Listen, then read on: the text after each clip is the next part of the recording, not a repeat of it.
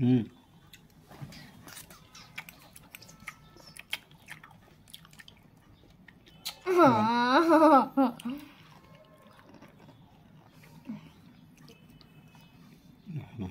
কাটা আছে।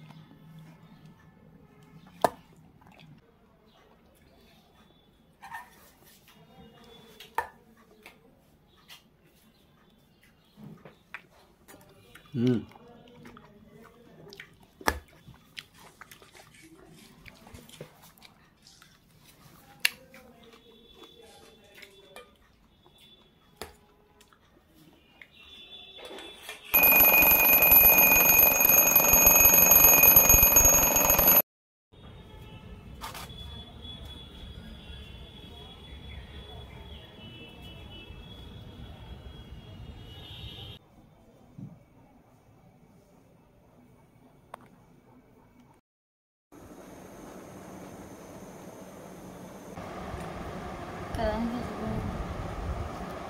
নমস্কার বন্ধুরা, মাই ড্রিম চ্যানেলে তোমাদের সবাইকে জানাই স্বাগতম। এখন ঘুরিতে বাজে 8টা, সন্ধে 8টা।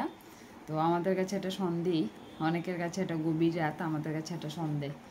তো সারাদিন আজ বেশি কিছু তোমাদের সাথে শেয়ার করিনি, যতটুকু পেরেছি ততটুকু শেয়ার করেছি।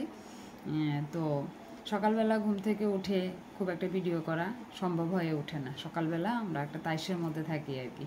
সকালবেলা ছেলে পড়ানো বা আমার ছোটোখাটো কিছু টিউশন এসব নিয়ে ব্যস্ত থাকি।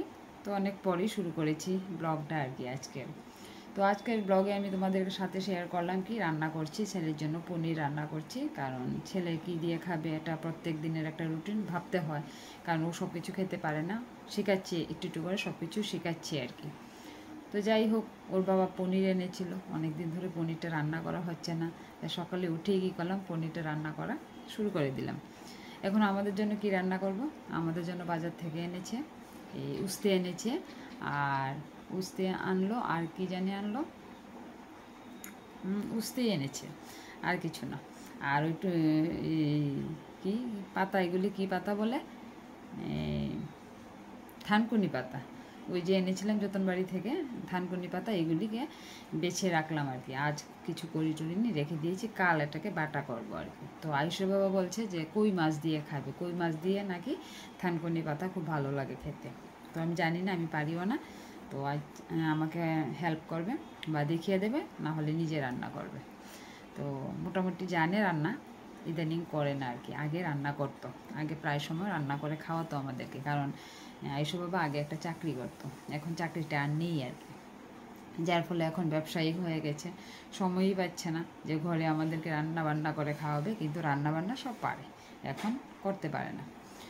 তো আজ রান্না করলাম ছেলের জন্য পনির, আর একটা ডাল করলাম আমাদের জন্য, আর ডালের সাথে একটা এই চাটনি, মানে চন্দনা শুটকি দিয়ে একটা চাটনি বানালাম আর কি। আর উস্তে আলু ভাজি, উস্তে আলু ভাজি করলাম। এই ছিল আমাদের আজ দুপুরের খাবার। আর অন্য কিছু তোমাদের সাথে শেয়ার করিনি, কারণ আজ দেরি হয়ে গেছে, সকালবেলা টিউশন ছাড়তে দেরি হয়ে 10টা বেজে গেছে, তারপর তারা হুড়ু করে রান্না করছি, এই জন্য অন্য কিছু শেয়ার করিনি। স্নান করা, তারপর ঠাকুর দেওয়া, ঘর মোছা, এগুলি আর শেয়ার করিনি আর কি। বিকেলে ছাদে গিয়েছিলাম, ছাদে গিয়ে কিছু গাছ ছাঁটাই করেছি, কেচি দিয়ে কেটে কেটে আগাগুলি ফেলে দিয়েছি, যেহেতু বৃষ্টি হয়েছে, কেটে দিলে গাছগুলি তাড়াতাড়ি বেড়ে উঠবে, এই জন্য এগুলিও তোমাদের সাথে শেয়ার করিনি। তো ঠিক আছে, অন্য কোনো সময় শেয়ার করা যাবে। তো যতটুকু শেয়ার করেছি ততটুকু দেখি, তোমরা অবশ্যই কমেন্টস করবে কেমন লেগেছে।